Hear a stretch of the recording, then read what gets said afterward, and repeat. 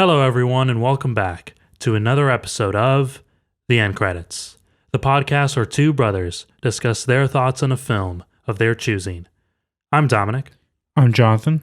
And today we are talking about Sam Raimi's superhero film, the terrifying, the deadly, the amazing Spider-Man. Yeah, this is the first Spider-Man out of the original Spider-Man trilogy. Mm-hmm. I don't know if there was actually any Spider-Man superhero films before this, but this is the one I remember as like a child. This and Superman. Right. We owned this as a DVD, and we had the third one, but never the second one. And Which is weird. Yeah, it was just weird. We always felt 2 was weird to us because we never really watched it. Yeah, we never owned And it.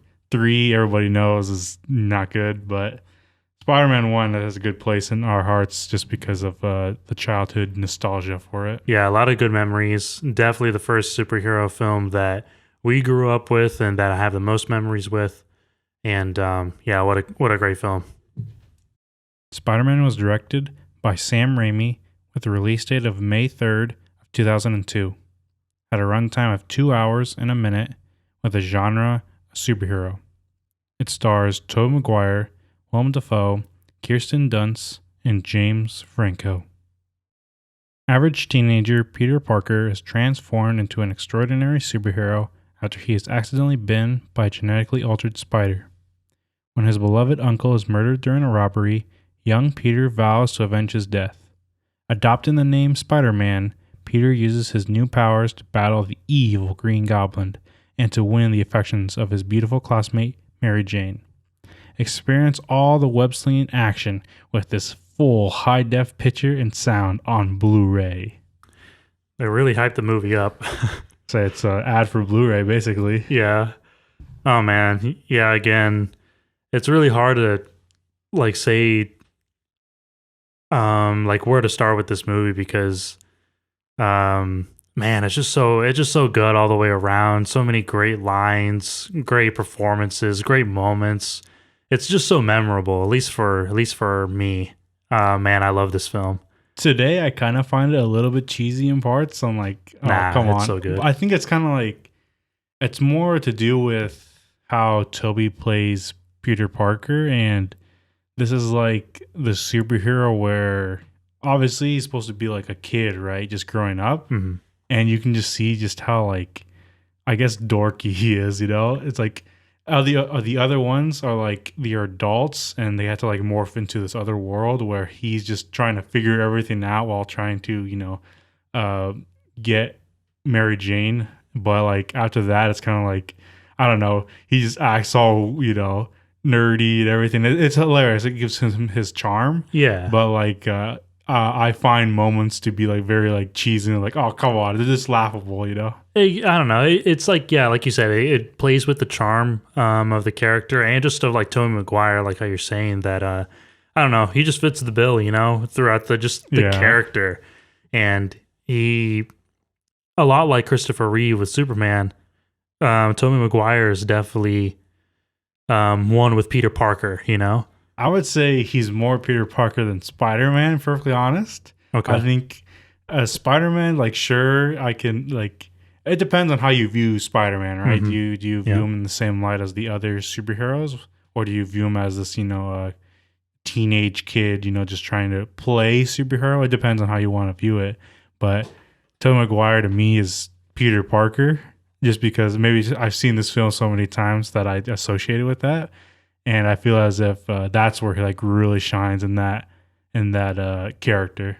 Yeah, and I almost kind of feel like it works too because it feels like Peter Parker's is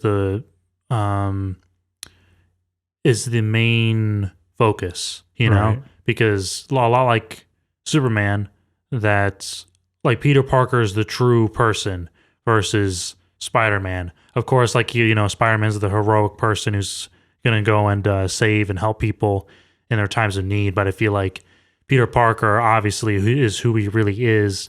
But we spent a lot of time with both of them. But I would definitely say that Peter Parker is definitely like the focus, you know?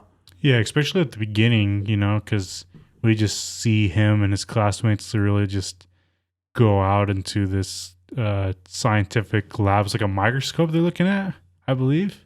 Yeah, I think He so. says it's like, I don't know, one of the biggest ones Yeah. near his area or something like that. And, we could just see his I guess his knowledge upon like sciences and whatnot. And I believe it's just, that's just how the character of Peter Parker is, He's a smart kid, yeah. yeah. And obviously, back then, I maybe even today, they just get picked on by the bullies of like Flash Thompson and all his other his friends.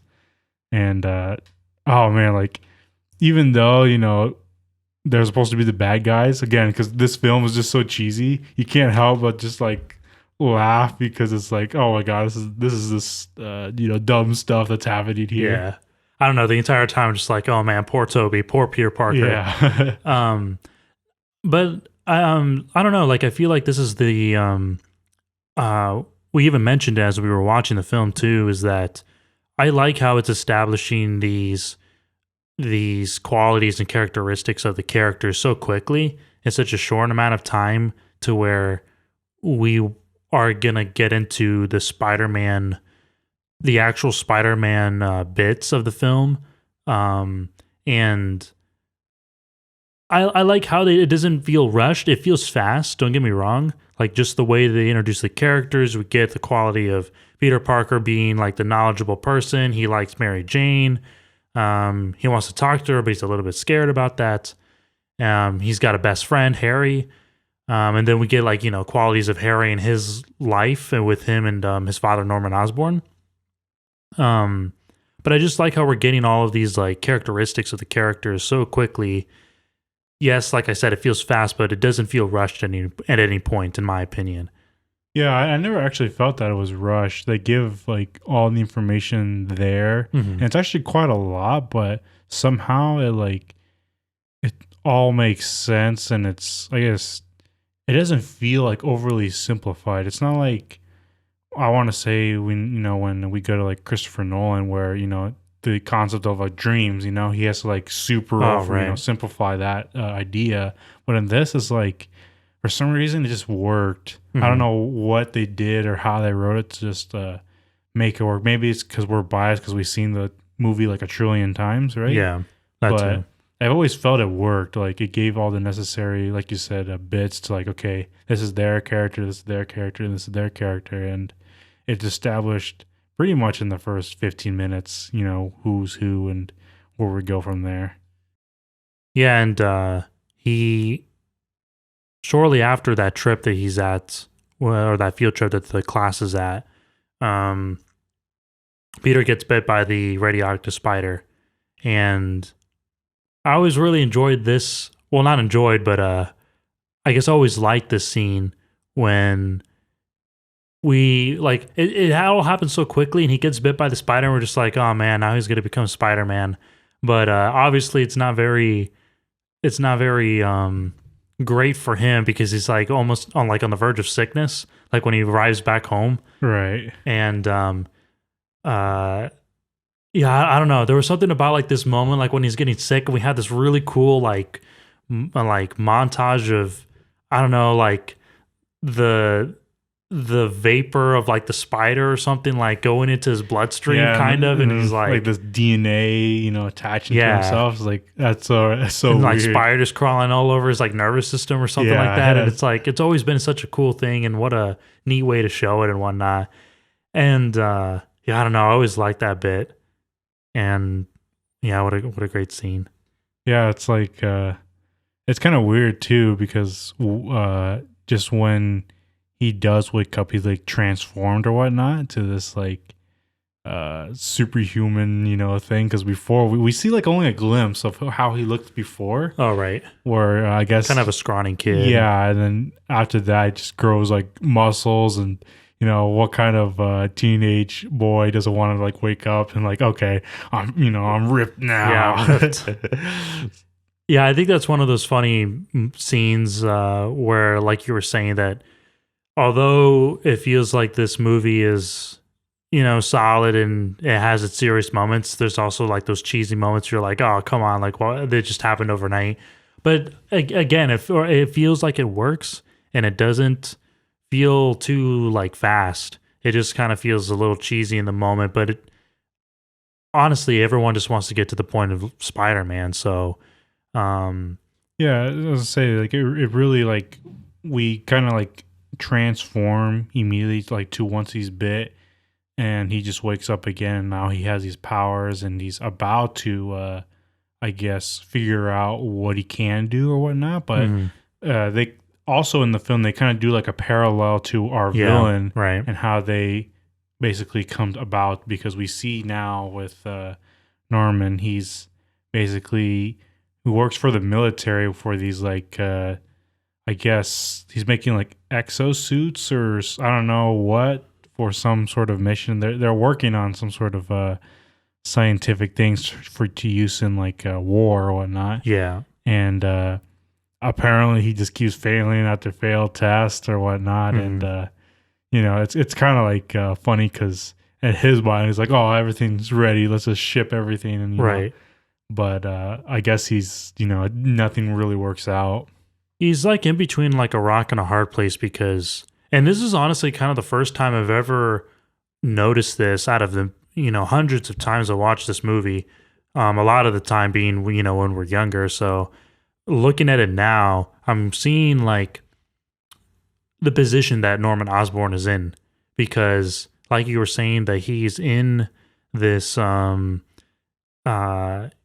in like this predicament where like he's trying to impress like his supplier, his donor for money and everything, that being the military, and he's not delivering, and it looks like it's been happening for a while, and you can tell that the relationship is quite, rough between the two of them, and basically like it was the first time that I really realized like how kind of like stuck he is and why he ended up kind of risking his own life to have a human test for those body enhancers that he's trying to create for the military.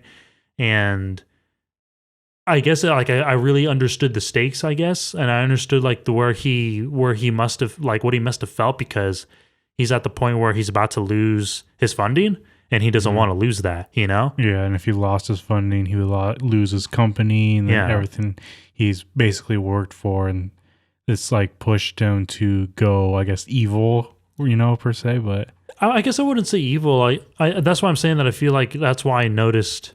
He's kind of like a tragic villain, where he was pushed but didn't really want to go into this direction in the first place. Right. Because I think that underneath it all, Norman Osborn has good qualities, and I think he was just put in a bad position that he made the wrong judgment call, and that was the thing that like I saw from it this time, where I think maybe like back then I just saw like, oh yeah, this guy's evil, like he's doing a dumb thing, but I didn't really understand, I guess, the position that he must have been in, and but like man, who doesn't love Willem Dafoe? Like he just does. He's so convincing, and I don't know. I can't imagine anyone else in this character, but he does it so well. Where he has like those evil qualities of the Green Goblin, but he has such a great like presence as Norman Osborn, as this guy who wants to just succeed in his business, and I was seeing that for like the first time really as like watching it again. Yeah, like he can basically switch from an instance to like each version of the character, and that's what's so great about him as an actor. I also do want to say that it's kind of like when he does do the whole the body enhancing and changing and whatnot. I guess like it ends up being a failed science experiment. Yeah. And I guess that's kind of what I like about this like old school movie, I want to say, for superheroes, where it's the classic, science experiment gone wrong to make your villain. Yeah. I don't know. I like that, like that easiness, and like, okay, I can buy that as like, you know, a superhero concept. And I don't know, that's what I kind of like about it, because it's I don't know, it's such a classic origin story for me. Yeah, and it does feel it feels cartoony, or like I guess it should feel cartoony, but it doesn't in another way, which is kind of weird. Maybe just because of like, again, we have that level of you know, seriousness of Norman Osborn's position, so it doesn't quite feel too cartoony when you know the science experiment goes wrong. And then yeah, I guess it creates this like epic villain that Spider-Man now has to face. And yeah, I guess the foe is there now. And yeah, it's a good setup. It's a good setup. Yeah, and basically after that, we really go back to Peter Parker and him discovering his powers and what he can do or whatnot. And here's like, I guess, kind of cool, just because we get to see like evolution upon evolution of like what he can and cannot do. Where like I believe his first like thing was his web, right?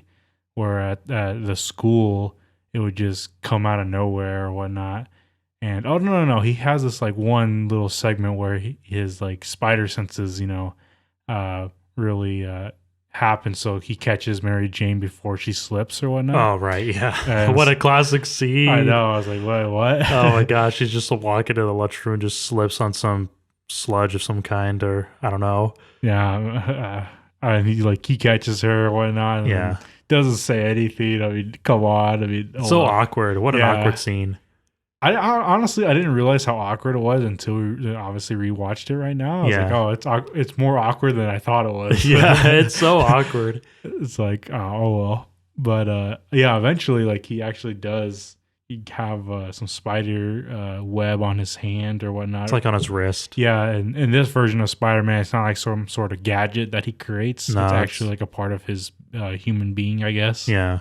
And this basically leads to like a fight with Flash. This is a cool scene too, because, you know, he gets to, I guess, fight his bully or whatnot. Yeah, I guess like who wouldn't want to, like if you had a bully in high school or whenever, who want to, you know, fight him and beat him, right? Or you know, whoever it is. Yeah. Yeah. No, I felt like it was neat how we get to discover Peter's abilities, like when he doesn't really even know it yet. Obviously, at this point, if you know anything about Spider-Man, you're already like, you know, he's discovering these things, and I think it's a cool thing because I guess I was like growing up and watching the film. Sometimes you would just like reenact like in your head like these scenes, or at least I would, because I just wanted to be Spider-Man when I was younger. I still want to be Spider-Man, but it's one of those things where like you see it and then you're thinking to yourself like, oh man, maybe this could happen to me or something. And I don't know, I guess like that relatability was easy, especially like as a kid, and I could still feel that sense of I'm watching these scenes and I'm thinking about like, oh man, how does he feel in this moment? Like when he's not really understanding the level of, you know, what's happening to him, like the things that are happening to him. Right. And yeah, I don't know. I guess like it's just a crazy thing to feel, but like the freedom he feels, especially like when he like learns how to climb, or when he discovers that he can't climb on a wall. Right. And just like that discovery and everything, it's just so like not like heroic, but like it's this self-discovery that it's like the unknown, and it's just something new. It's the start of something new, you know? And I feel that in those scenes, and I love that.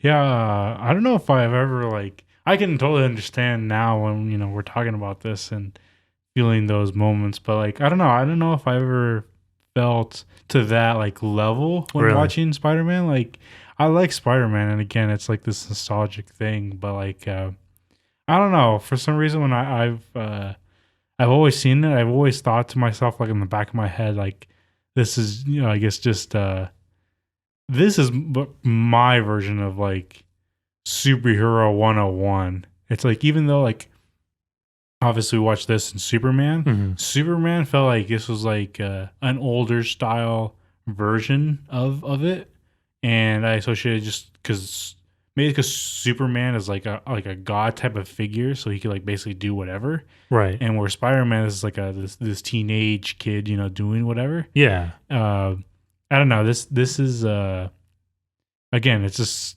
superhero 101. It doesn't surprise me anymore. Give me that level of I guess intensity that a later superhero film might try to do. Okay, yeah. I think a lot has to do with just the memories that I have with the film and the nostalgia of watching it and feeling like, I mean, probably I was younger. I definitely wasn't the same age as Peter Parker, but I guess the feelings like it instills in you whenever you watch it, Mhm. especially like as a kid, because um, it's just something like beyond the regular, the norm, I guess, and you have more of an imagination, and I think if it like captures you in that way, it's just something that I feel like it has for me. So it's like always hard for me to just see it as like the the classic 101 superhero story, which I can totally see, don't get me wrong, but like it still has that special feeling to me of like the magic and the again like the self-discovery of these powers and like what he can do with them. Like he goes and like jumps across building rooftops and he's just like running he's just running discovering how he can shoot his web. I love that scene too. Just the because he doesn't know how to do it. It's a lot kind of like the amateur Batman, in my opinion, where it feels, I know it's different, but like the feeling of it's an amateur version of the character discovering what they can do and how they can use it. And I love that journey. I love that journey before we get to like the real character because of course like we eventually want to get there. But I think that like the road to discovery, that path is very important. It's an important role to establish the human side of the character, where they're not perfect yet, they don't understand their powers yet, and because it gives like another layer than just I'm a superhero and I can do anything. I think it's actually different in the sense of like Batman or even Superman, where I guess it's just not the same because again, it's adults having the powers versus like a kid having the powers. Because I've always felt for Spider-Man, it's a kid who's just playing with powers but never really understands it until like later on, and that's where like the beginning origin stories differ. Where in Superman, he has these powers, but he basically knows that he can't use them to the full extent, or else it'd be like you go crazy mad or whatnot, and could end up destroying everything or what. And then for Batman, he has a sense of justice through like what happened to his parents and just trying to discover what he can do to help the city and the people around him. Whereas in Spider-Man, I always felt he kind of just like wandered about, and the power just dropped on him, and he's like, oh, cool or whatnot, and he kind of task goes overboard, just like a kid would do, and then eventually later on, he grows to mature and understands the relevance of his powers. Yeah, and I would definitely say like he especially learns that when he's trying to impress Mary Jane, when he's looking through like the advertisements, I don't know, like through like a newspaper or something, like it totally ages this movie. Like when I saw that, I was like, oh man, no one reads a newspaper anymore, or hardly anybody. But anyway, I think when he's like looking through and he's trying to like buy a car and everything because he wants to impress Mary Jane, it puts him in this position where like he's gonna like he's doing different and new things that the normal, I guess, Peter Parker without powers wouldn't have done, and like obviously trying to earn some money with that, and like basically what I'm really trying to get at is the moment when he has the discussion with Uncle Ben when he's getting ready to drop him off over at the library, And it's this is another scene that I felt like I've seen it so many times where, like you're saying with, Peter going from like kind of the kid and then like soon maturing. For me anyway, this is kind of like the moment where I saw it. But as I was watching it, that moment when he's having that like heart to heart with Uncle Ben with the whole greatest quote of the entire film, with great power comes great responsibility. That scene definitely hit me a lot different than it ever has before. Like that one scene. You think he matures right here? I think he gets a sense of it. No, I disagree. My opinion is that I think he gets a sense of it, but I would argue that I don't think that he doesn't understand it. That's what I'm saying. He gets the sense because Uncle Ben gives him that. He gives him that chance to understand, but Peter Parker doesn't take it, obviously, as we see. I think he gets a sense of it, but he doesn't understand it because obviously he does when later on he talks about it with Aunt May after Uncle Ben has died. Go ahead. Obviously, I don't. Yes, I agree with the fact that he gets an opportunity to mature, but yeah, he doesn't take it. And I don't think he fully realizes the extent until at the end of the movie, personally for me.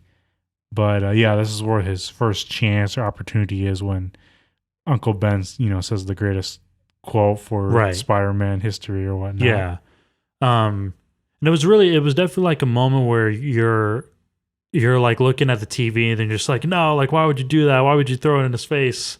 Yeah. Like, why would you say that? But I guess it is one of those things that, and I guess like almost anyone can relate to is that like when you're younger, you say or believe and do things that you don't really understand when you're younger. Right. And then you get older, then you're like, man, why did I do that? Yeah. It's like, I regret saying that or doing this or, such stuff like that.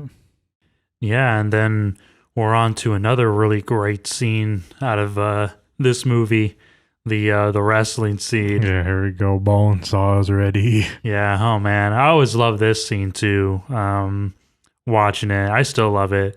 Seeing Macho Man Randy Savage versus Tobey Maguire as Spider-Man is oh man, what a sight. Oh man, what a good scene. I don't even know what to say about this one. It's just good all around, classic. You just want to, I don't know. I don't know. What do you want to say about that one? Yeah, it's pretty good. Just, this is like the best part I think about this is just his entrance and how we get to the Spider-Man name, Oh, right, yeah. I think that's the greatest form of this when, he's just coming in and, he's the human spider. That's what he wants to be called. And then actually the guy who introduces him, yeah, he ends up just switching his name and calls him Spider-Man instead because he thought that the human spider name sucked. And it did. It sounded so bad. It did. It was not good. It didn't sound good at all. And yeah, thank God that he changed it and then he came out. And I think this is the first time we ever saw like an amateur version of the Spider-Man costume. Yeah, it seems like everybody had the amateur version, or at least the ones we'd had so far, with Batman Begins and Spider-Man. Superman didn't, in actuality. He just had a full-on awesome costume already. He just transitioned easily. Yeah. Well, yeah, the wrestling scene is a great scene, classic. And ends up in tragedy, unfortunately, because because we know that he was supposed to get a certain amount of money. Peter doesn't. He ends up seeing that some guy is robbing this wrestling company, I guess. Yeah. And lets him get away, basically. Lets him get away, yeah.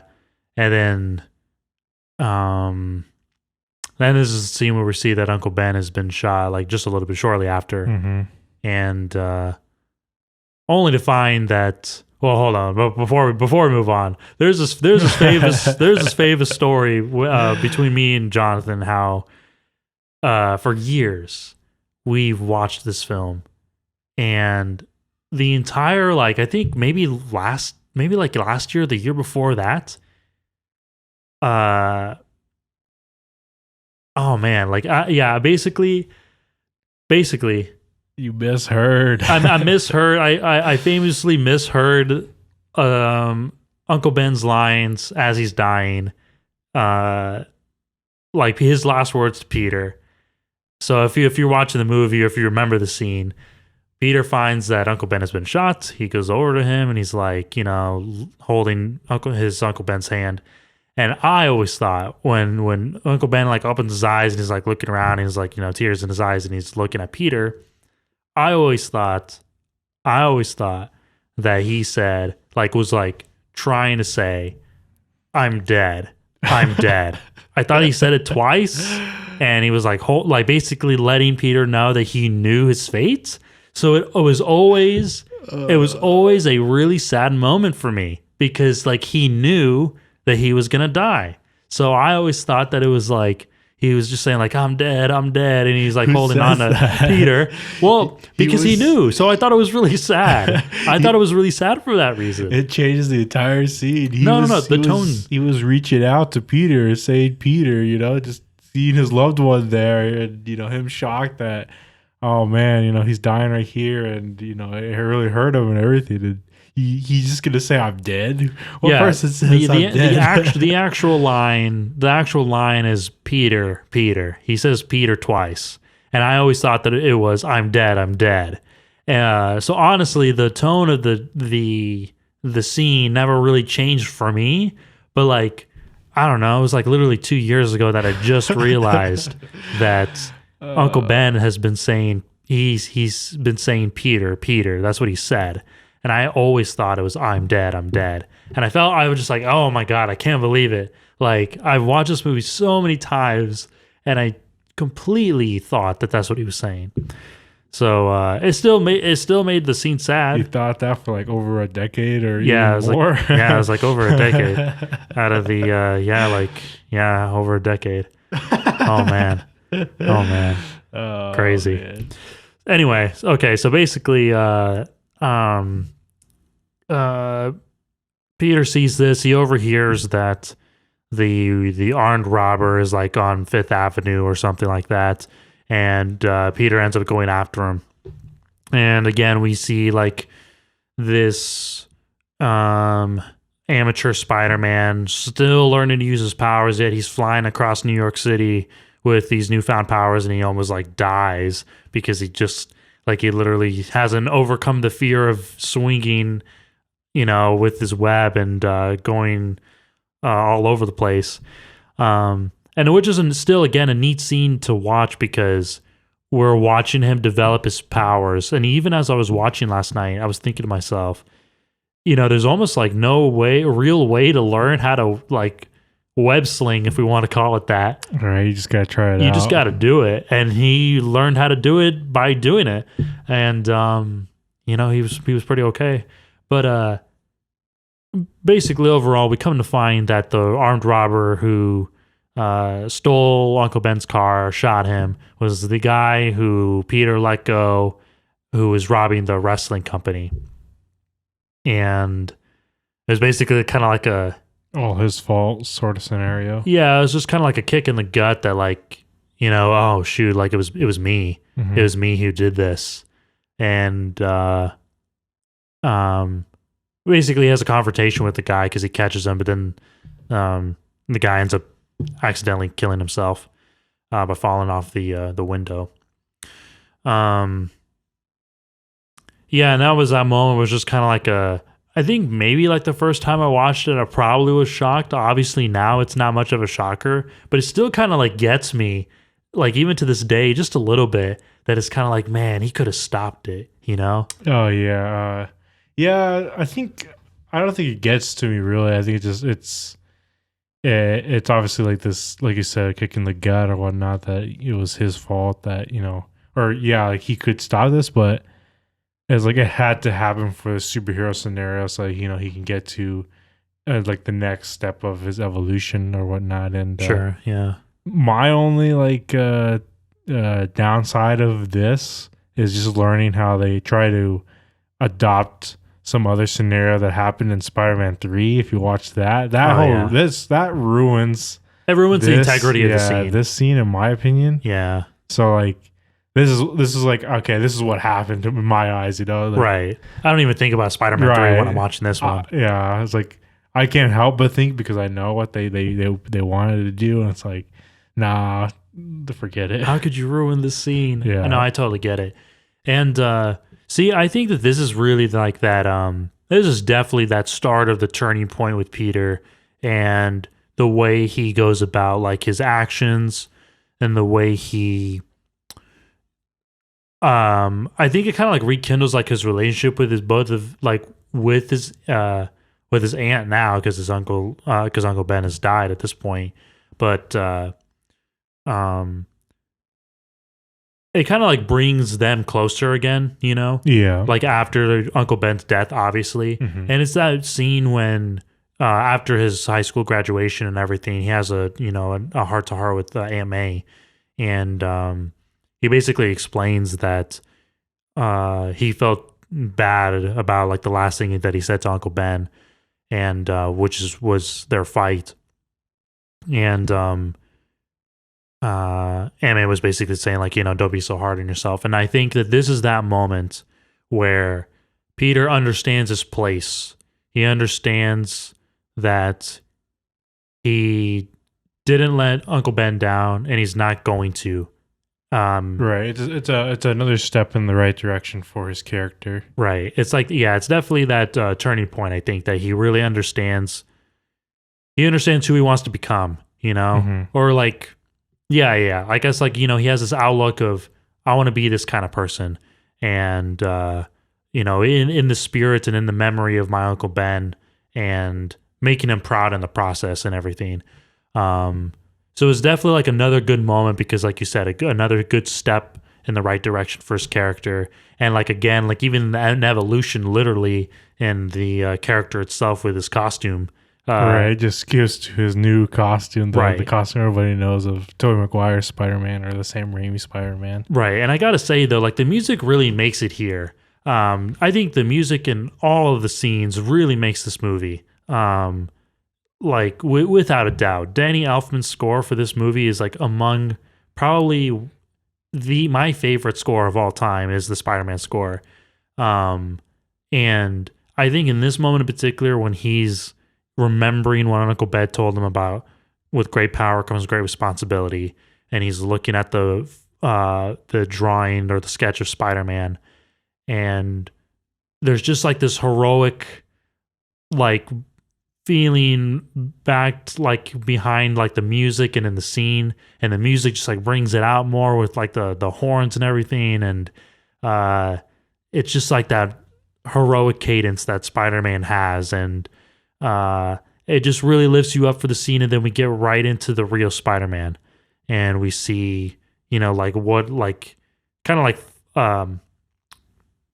like it's kind of like the same scenario they did with Superman. He does like a bunch of different little acts that he saves this thing and saves this thing and helps, it's kind of like a fast forward in time, kind of. And it did it in such a way where like we didn't have to spend too much time like explaining too much. Like they did it in a nice montage, just like how you said, like with Superman. And we didn't really need to waste any time with things, because again, with the nature of a superhero film, it's much easier to suspend your disbelief, and that's what's kind of like great, and also the curse about him. But in this case, I think it's well done.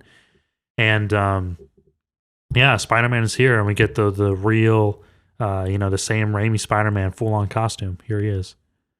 Yeah, and again, going back to the parallel with his villain, Green Goblin, we soon find that stuff's not going too well for Norman.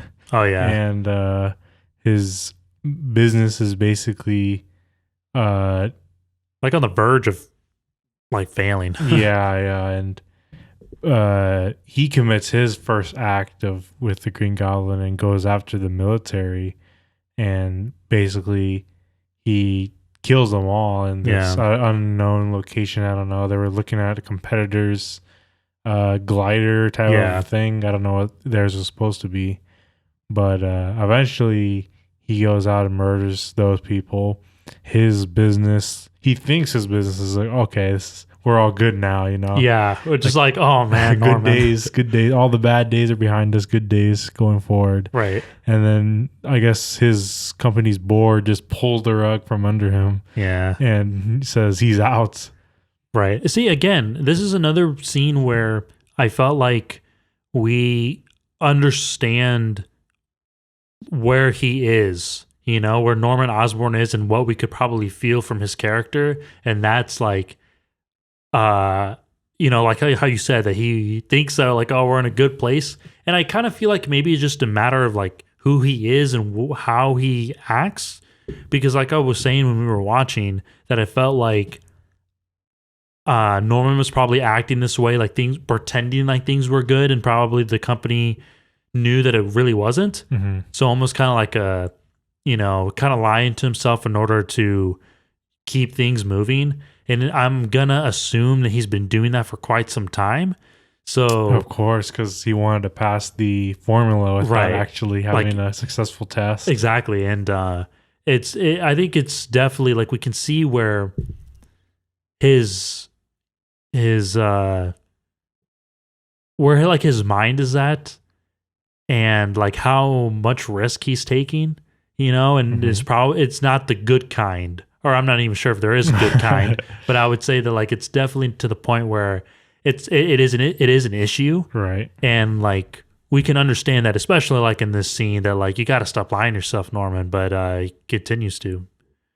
Yeah, and basically he becomes like basically I guess depressed in the sense like, how could this happen, and why is this happening now? And he hears this bad news and doesn't take it very well at all. And we go to basically this festival that's happening in I believe it's Times Square, right? I think so, yeah. And here's another scenario where both of us didn't really pay attention to, like, for years. The festival, and how it was like it looked like it was a bunch of like cultures getting together and like celebrating. And I guess we always thought it was just I don't know, just some regular party get together or something. Yeah, like some like regular parade, because the thing that fell out of place, like it was Mary Jane's outfit. We were just like, we felt like it was a little out of place, and then we realized that, oh, it's a coming together of different cultures, and I was like, okay, this makes a lot more sense. And it's just surprising how much you can find within a film that you've watched for over a decade, like time and time again, and you still find something new. So what a weird like thing to find, and we're just like, oh, okay, now it makes a lot more sense. Then this scene is like that, like the coming together of both of our like hero and the villain, finally. And oh man, I always felt this eerie presence when Green Goblin came to the parade. I was just like, the parade hasn't started until Green Goblin is shown. And I love how he's just like in the distance. We can kind of hear his laugh in the distance. It's like, oh my God, like what is this? Yeah. And the board members of the company realize that it's the glider, and there's such like a thrill in this scene for me, because it's like, it's Norman Osborn, but it's not. It's the Green Goblin. Nobody really knows who it is, and this is like his first presence, because people already know Spider-Man at this point. And we've seen his like little acts in the newspapers, and people are wondering who this guy is, but they've never actually seen or actually lived to tell, who this green guy is. Yeah, and it's the coming together of the hero and foe, and basically Green Goblin just throws one of his like I don't know what you call it, one of his like his bombs, and he just throws it at the building, and everything's just like falling apart and whatnot, and basically gets revenge on the people who told him that he was going to be out, and he has the last word, really. And I don't know. In a way, I've always kind of felt good for him there, but like in a weird way, because I'm just like, oh, like he got the last word, but no, that was awful because he killed those people. So no, it was bad. It was so bad. But again, it just plays into like the cheesiness of the film, and it's like, right. I don't know. It's funny. And then like we have like finally the Spider-Man versus the Green Goblin for the first time, and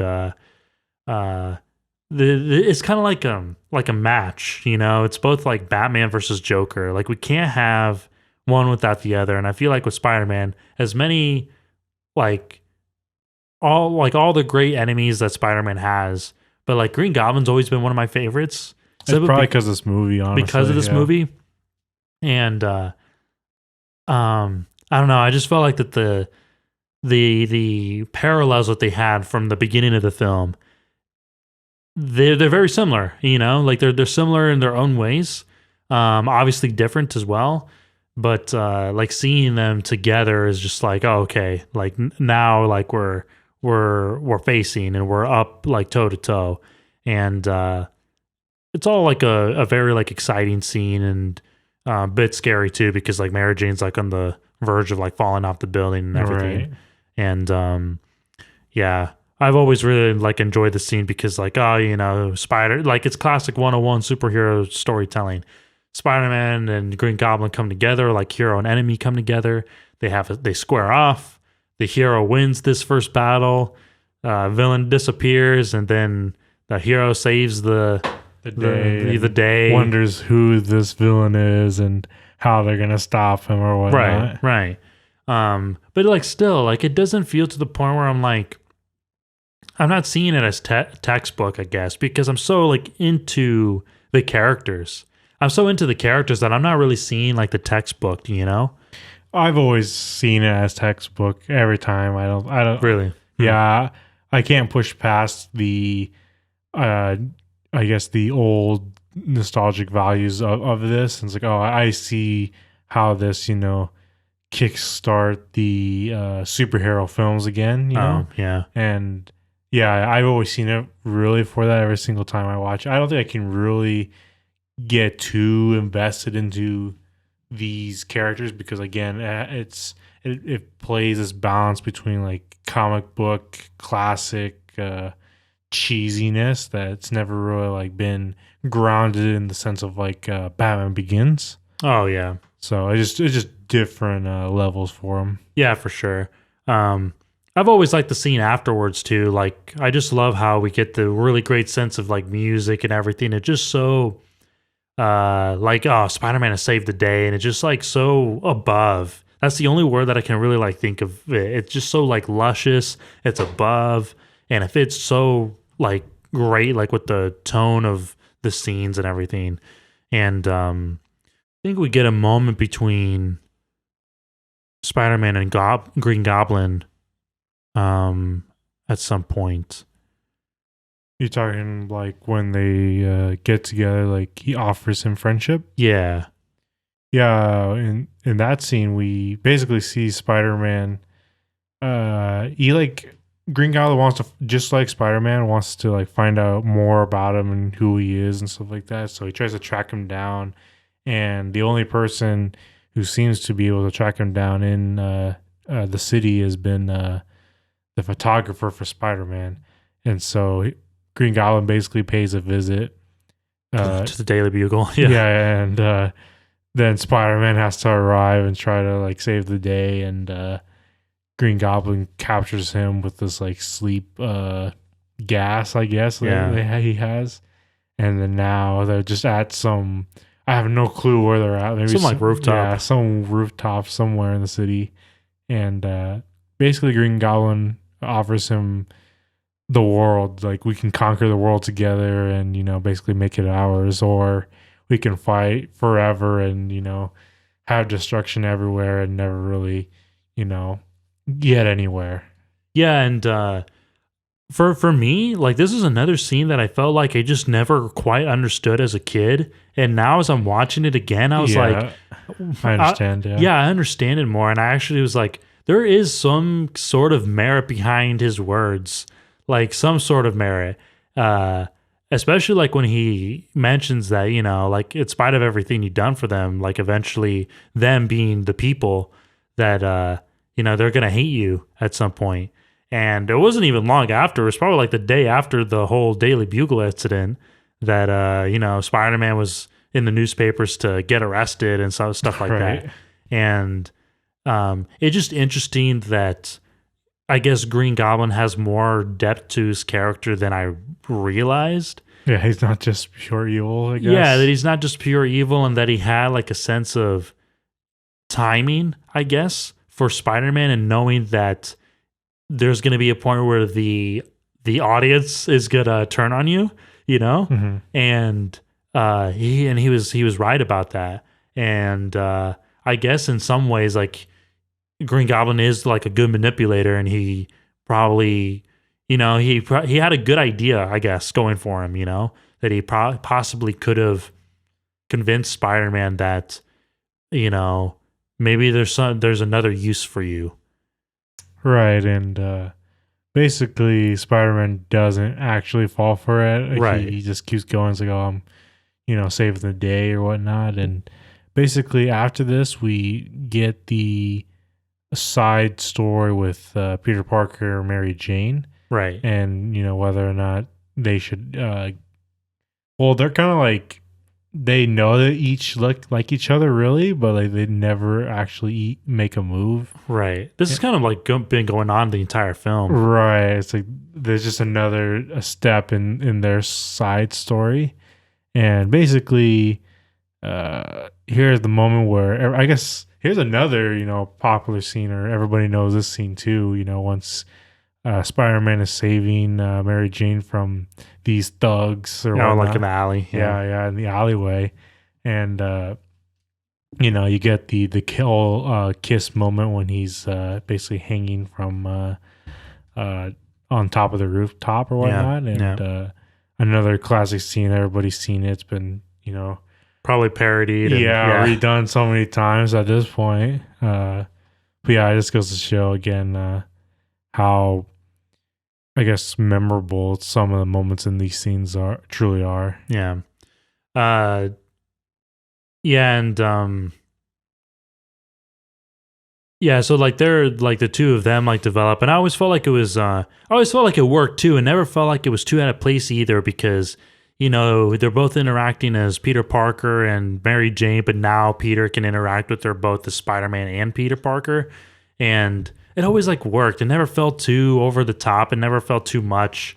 I think maybe in a lot of ways it felt too little, because I just wanted Peter Parker and Mary Jane together, and then there was always some kind of obstacle in their way, and it always bothered me, because I was just like, oh my gosh, as a kid I remember like it always bothered me, and yeah, and I would say that in this movie, Harry's the obstacle.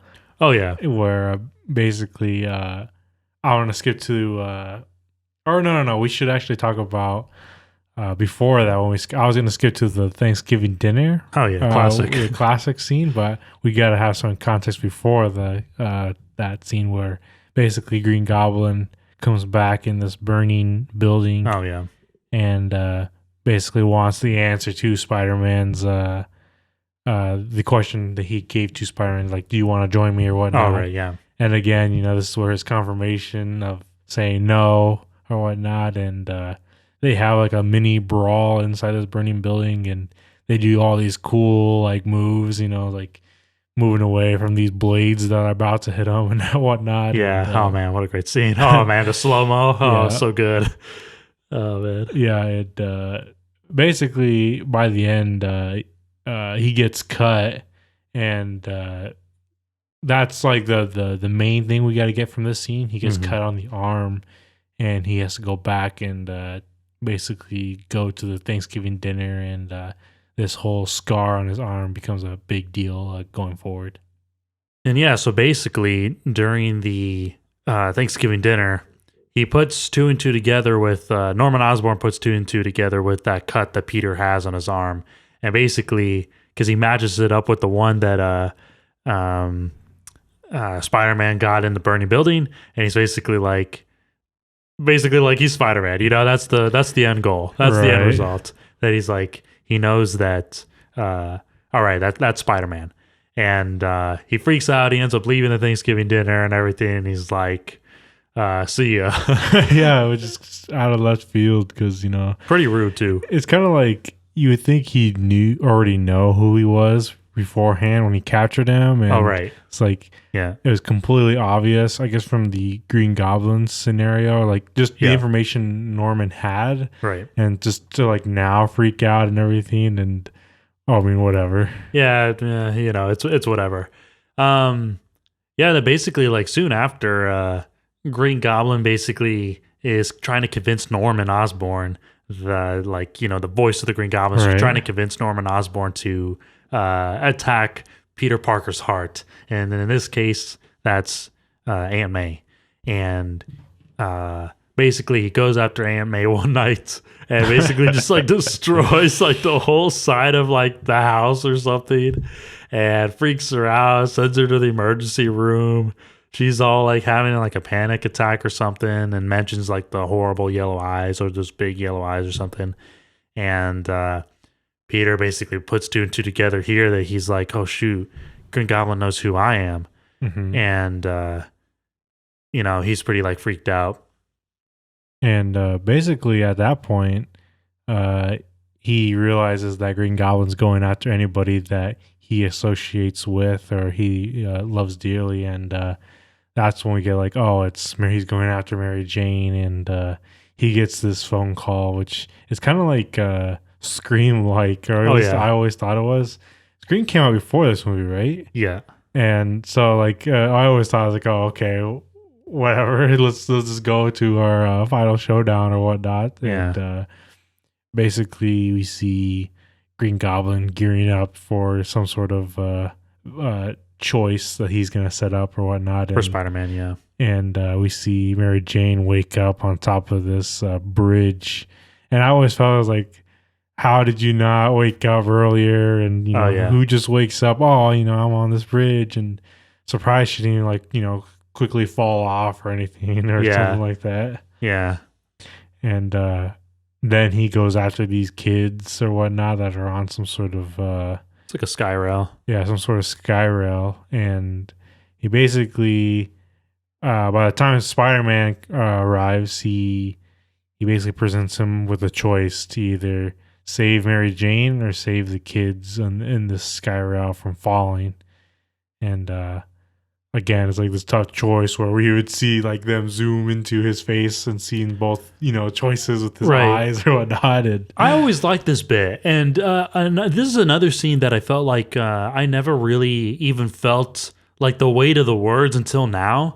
After all these years, like watching it again, it definitely felt I felt like more of the risk involved, and I definitely felt the sense of like urgency and how this time around? Yeah, this time around, I definitely felt that I just didn't understand the urgency quite back then. And I understanding it now is kind of like, oh man, he really is faced with this choice. And I don't know, I guess like the Green Goblin put it in such a way where it was hard to decide, and he made you know that. And that was kind of like the mind games that Green Goblin was playing, and I liked that. The fact that he made you like aware of that, and not only did it make it aware for Spider-Man, but for the audience as well who's watching. And it was an intense moment, in my opinion. Yeah, and basically he goes down and tries to save Mary Jane first, and then he grabs the kids right after. And how did he not dislocate his shoulder? Right, it's like, come on. Even the point where Mary Jane's trying to come down, back onto the sky rail so she can be with the kids, and he can only hold one thing, right? Right. He gets hit by Green Goblin in the sky when he's holding everything, and Mary Jane. Like, of course, Spider-Man can hold everything, right? Because he's a superhero, right? He has superhero strength, right? Yeah, exactly. But Mary Jane, like, lets go and, like, eventually, hangs on to the sky rail or whatnot. It's like, right. Come on. She would have easily, I know, broke her arms or, like, not even caught the thing and just landed right into the lake or ocean or wherever they're at, right? Yeah. It's kind of like, Oh, come on. I know. It was just kind of like she was hanging on by like a thread, like by an arm, Yeah. and she was like still there, but it's whatever. And then like luckily everyone like lands safe. Mary Jane, the kids are all okay, and then Green Goblin basically like ropes Spider-Man into some like abandoned building. And oh man, what a good scene. So good that he just like throws him into this building. Spider-Man like goes crashing in, like gets hit by the bomb, right? Yeah, gets hit like right in the face by one of those bombs and everything, sends him through another couple of brick walls.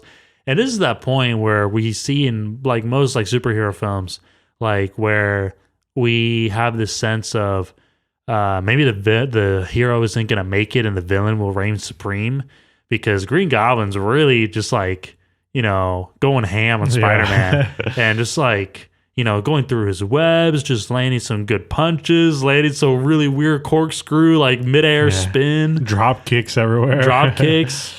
Oh, man. Spider-Man just is like done at this point. And I was like, I think as a kid, I was like probably watching the scene and thinking, man, Spider-Man's not going to make it. He's going to lose to Green Goblin.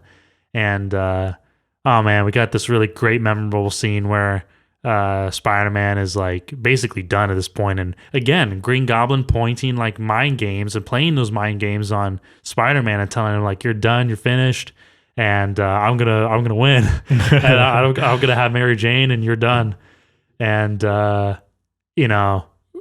great mix of the music, the scenes, the intensity, the emotions that are mixed in with all this, because Green Goblin like has like this fork that just comes out of nowhere. Yeah, I was like, wait, what?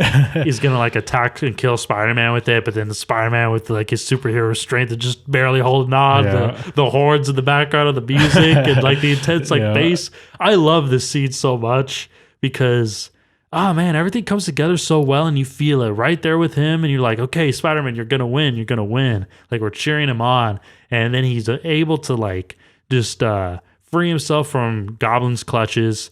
Goblin like goes back on a brick wall. Spider-Man like ropes his legs and lets Goblin like fall on the ground and like brings down the wall right onto Green Goblin. That's like at least like a 10-foot brick wall that just lands on Green Goblin and like collapses on him. And then basically Spider-Man's taking it to Green Goblin and everything. That's exciting because the hero's winning and everything.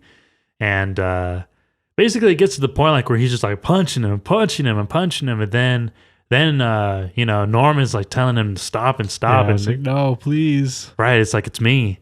And then we have this like this heartfelt moment between Peter Parker and Norman. And it's like, this is another scene where I definitely felt a complete like shift in the tone of this is no longer Spider-Man and Goblin, it's people. Yeah, it's Peter Parker versus Norman Osborn. And he's basically forced to like, he's kind of freaking out too, because Spider-Man or Peter had no clue who Green Goblin was, but Green Goblin had he knew who he was and what he was doing, and he's like, do I hurt this guy who, I kind of treated as like a new father figure, right? Yeah. And even Norman brings it up as like, he's been a father to him, and, just let's, be a son to me now. Yeah, be a son to me now, and let's walk out of this together, know? It's kind of like, oh, man. I got to ask you, though, how did you believe him? Did you think his words were sincere? No, never. It was never like an actual option. So really. Do you think that Norman Osborn was lost to the Green Goblin? Like, do you think that there was truly like a separation? Yeah, because as we saw, like in the rest of the film and previous parts, we saw that there was this distinction between Norman Osborn and Green Goblin. No, I think he was gone by that point. You think so? Yeah, even like thinking back to when they were at the Thanksgiving dinner, he appeared to be Norman, but he still like looked out and like what was happening there, and like did Spider-Man / Peter Parker go or whatnot when he went up into his room. So no, I think he was completely gone at this point. That's what was so sad for me in that moment as I was watching, because I was thinking, man, the words sound sincere. The way he's looking at him sounds sincere. and like really hitting him with the, like, I've been like a father to you, now be a son to me now. It was a line in a moment, an entire scene that just hit me completely different, and it's never hit me like that before. And I was like, oh man, is he lying? And I really didn't want him to be, but I was like thinking to myself, I don't think it's really Norman talking here, Right. if Norman really exists anymore. And it was sad because I felt like from the very beginning that Norman wasn't a bad guy. It was just a guy who was dealt a bad hand, and he made poor decisions, and it led to the destruction of Norman. I want to say, like, if anything, like, the next line that Spider-Man actually says as a better line, and in my mind is like the chilling part of the thing. If I felt anything throughout this movie, is this moment where he's like, he says that he did have a father, and name was Ben Parker, and like that's the thing. It's like, okay, this is like this completely transformation where he really accepts basically what was given to him and everything like that, and who these people who basically helped him along the way and stuff like that. And that's the chilling moment, I guess. Right. And I gotta say, it almost kind of gets ruined. That is such like a great moment, because like the glider's right behind Spider-Man, and then Goblin like brings it up, and then like it's like some like spear thing comes out of the glider, and his idea is that it's gonna kill Spider-Man from behind. Yeah, I was like, okay. And basically it does it, and it hits Green Goblin / Norman. Oh. Yeah, that's literally his last words. It's so cheesy and so cartoony, I guess, in that moment. I guess I would call it just more like cheesy, because it just really falls apart, I think. Yeah. Because like we had such like a sincere moment that literally the last moments of Green Goblin are just like, oh, and then it just hits him at just the wrong place too, and it's like, oh man, it's gotta hurt. And because like Spider-Man has Spider-Man's Spidey senses, and he just like, catches it like in a moment's time. And unfortunately Green Goblin dies. / Norman Osborn and everything. And I guess maybe they have a redemption moment here, because he brings up, like, he tells him like, don't tell Harry like about this. And at least in this movie, Peter holds up with that promise. And it just kind of like sad, because like we had another moment previously with Mary Jane and Peter to not tell Harry about like the job that she's working or something, and it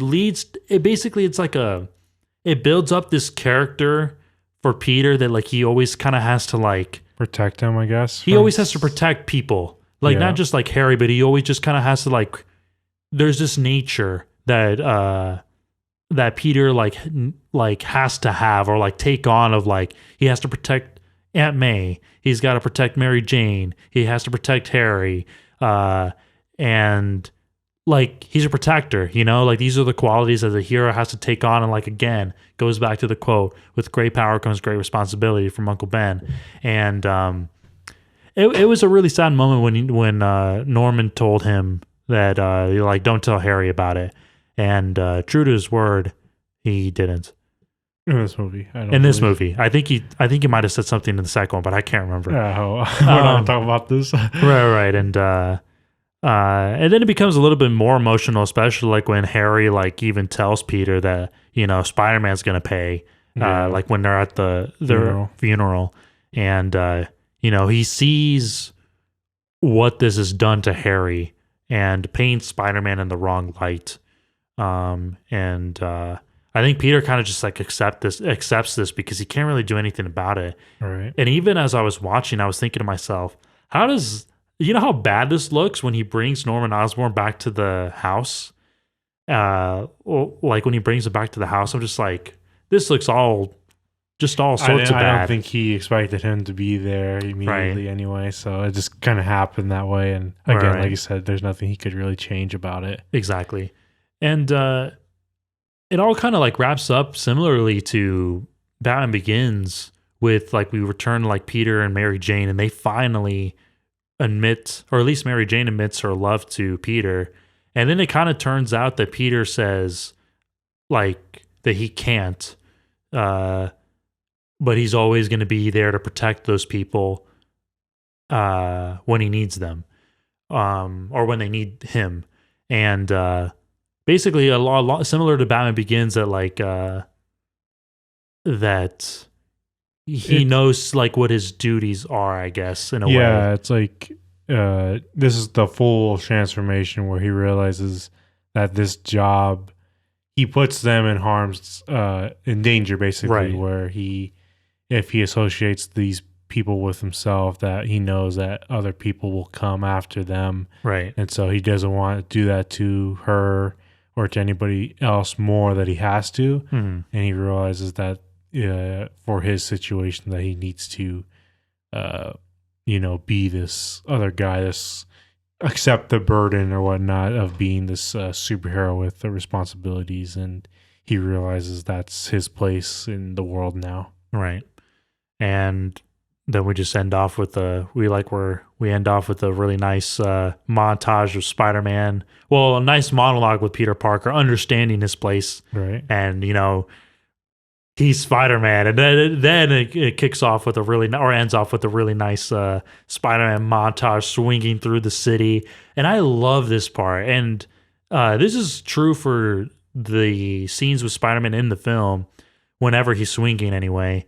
I just love how like the shots feel like we are swinging there with him. We can feel like the sense of air, the gliding, the motion, like that we can like be there like with Spider-Man or be Spider-Man, and feel like this heroic sense of like things that we couldn't possibly like imagine the powers that to have. And it just gives off the sense of like, oh man, this is a hero. This is Spider-Man. Maybe he got a little bit cheesy, like when he landed on the American flag, but I mean, it probably fit for the time, Yeah. But overall, great nostalgia factor. Tobey Maguire, everyone in like Willem Dafoe, everyone in this film plays up the parts so well. Great lines, memorable scenes. It's a film for me that's definitely going to go stand the test of time. The Spider-Man, the music, like the score, it's perfect. It's a 10 out of 10. Again, I'm always gonna say it's like it's a superhero 101. Yeah, for sure. I enjoy it, right? It's like it has this childhood nostalgic value of like, okay, this is again what superhero films were, and again, it doesn't really do a whole lot wrong, really, especially in this first one. We talk about the other ones. We can get into that, but for this first one, it's another great start to a superhero, and again, I don't know if it just depends on how you want to look at it with how the character goes about, because they're just different, because this is the teenage, growing up into like an adult, whereas the other ones were adults trying to figure out what like their place in the world is. And it's kind of different if you want to like say how you like that superhero origins, but it's definitely like it's a different and not bad in any means way to start a superhero film. Yeah, definitely, for sure. I completely understand. If you haven't seen Spider-Man, please watch this film. It's so good. Maybe you could probably watch two. You probably don't want to watch the third one. Yeah. If you haven't, it's like most people already know, but whatever. we know what that movie is, but hey, I mean, I'm a fan of the original Spider-Man, Sam Raimi trilogy. It holds a special place in my heart. Shout out to the fans who love this version of Spider-Man. Tobey Maguire. Oh man. Okay, and there we have it. Sam Raimi's 2002 superhero film, Spider-Man. We hope you enjoyed listening and watching this episode, and we'll see you on the next one. Thank you for listening to this episode of The End Credits. Follow us on Facebook and Instagram at The End Credits Podcast and over on Twitter at The End Credits. If you're watching the video version, make sure to subscribe to the End Credits YouTube channel. That's it. Thank you and goodbye.